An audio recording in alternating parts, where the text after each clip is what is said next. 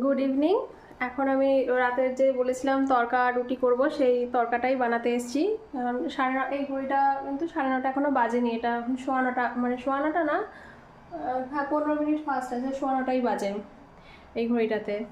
আর এটাকে আমি একটুখানি লবণ দিয়ে সিদ্ধ করে নিয়েছিলাম, একটা সিটি দিয়েছিলাম, তারপর হয়ে গেছিলো। আর এখানে আমি তড়কার জন্য দুটো পেঁয়াজ কেটেছি, ছোট ছোট পেঁয়াজ ছিল, ওই কারণে স্লাইস করে কেটেছি। একটুখানি রসুন নিয়েছি, সেগুলো কুচি করে নিয়েছি। একটু আদা গ্রেট করে নিয়েছি, আর একটা টমেটো দেবো। এখানে আমি কড়াইয়ের মধ্যে 2 চামচ সাদা তেল নিয়ে তার মধ্যে রসুন কুচি, পেঁয়াজ কুচি, গ্রেট করা আদা আর লঙ্কার কুচি দিয়ে ভালো করে ভাজছি।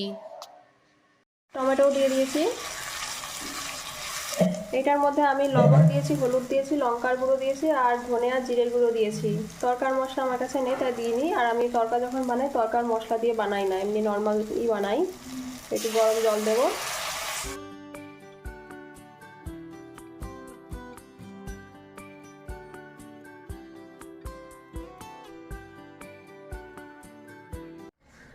এটা আমার মোটামুটি হয়ে গেছে, আর কিছু করার দরকার নেই। লবণ টবণ সব ঠিকঠাক আছে। এর মধ্যে আমি এখন একটু বাটার দেবো। না দিলেও হয়, কিন্তু তরকাতে একটু বাটার না দিলে ভালো লাগে না। একটুখানি দিলাম। আর দেবো কসুরি মেথি।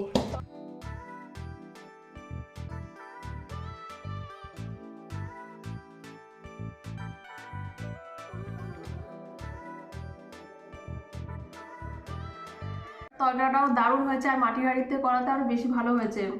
আর আমি আজকে রুটি করেছিলাম না, আটা তো মেখে রেখেছিলাম, কিন্তু ও বললো যে এই মানে বাইরের যে ওই পরোটাগুলো থাকে না দোকানের, ওই পরোটা দিয়ে খেতে ভালো লাগবে বেশি। ওই কারণে ও বাইরে থেকে ওই পরোটা কিনে এনেছে, আর তার জন্য ওই তরকা দিয়ে খেতে একেবারে পুরো জমে গেছে। দারুণ দারুণ। আমি এই ব্লগটা কন্টিনিউ করব আজকের মতো। টাটা। গুড মর্নিং, আপনারা সবাই কেমন আছেন? আমি ভালোই আছি। এখন সকালের খাবার খাবো। বাইরে প্রচণ্ড রোদ, এখন তো রোদ হওয়াটাই স্বাভাবিক, আস্তে আস্তে গরম পড়ছে।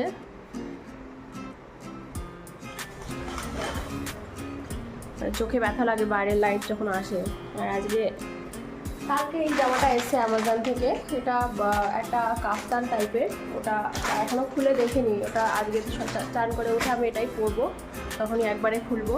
আর এখানে কিছু জামা কাপড় আমি তুলে রেখেছি, আর কিছুটা আছে, পরে তুলবো। কম্বলটা বাইরে একটুখানি রোদের মধ্যে দিয়েছি, পরে সব করবো। এখন খেতে যাব, তাই বুঝছেন।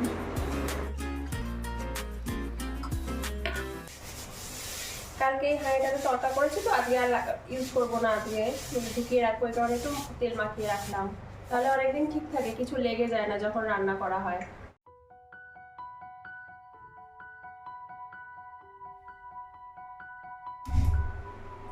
কালকে যে ও বাইরে থেকে পরোটা কিনে এনেছিল না, সেটারই একটা আছে, তো সেটাই আমি এখন চা দিয়ে খাচ্ছি।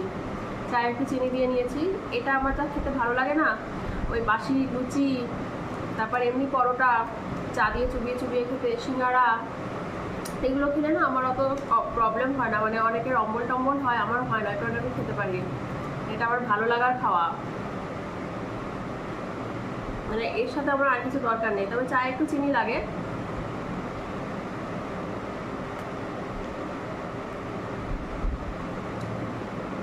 একটু দরকার ছিল, সেটা ওকে পাউরুটি দিয়ে দিয়েছি।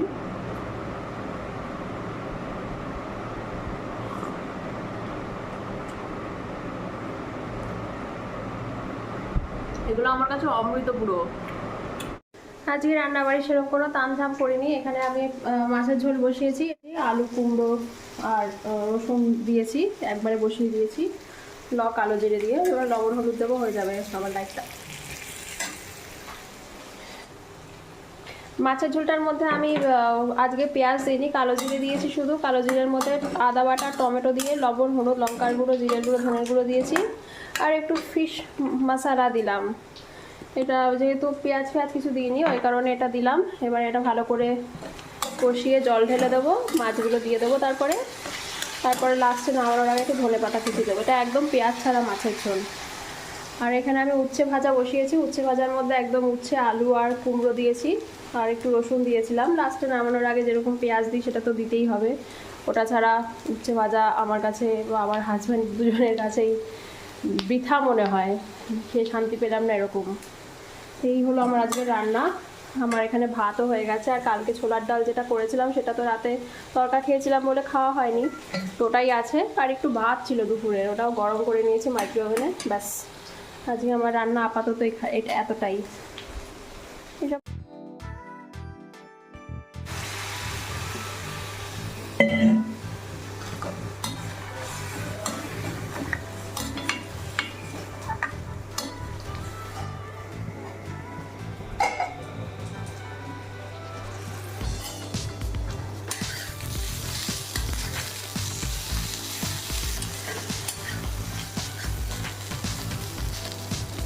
উচ্ছে ভাজাটা আস্তে আস্তে হতে থাকবে, একটু মাঝে মধ্যে দেশে এসে আবার জল মারতে হবে।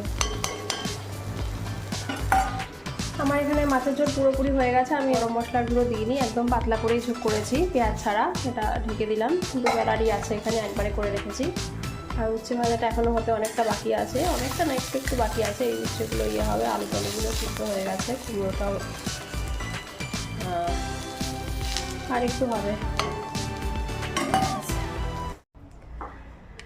এটা হলো আমার নতুন নাইটি, এটা কাফতান টাইপের, এইরকম একটু ঢোলা ঢোলা পরতে বেশি ভালোবাসি। আমি খুব একটা নাইটি পরি না, কাফতানি বেশি পরি।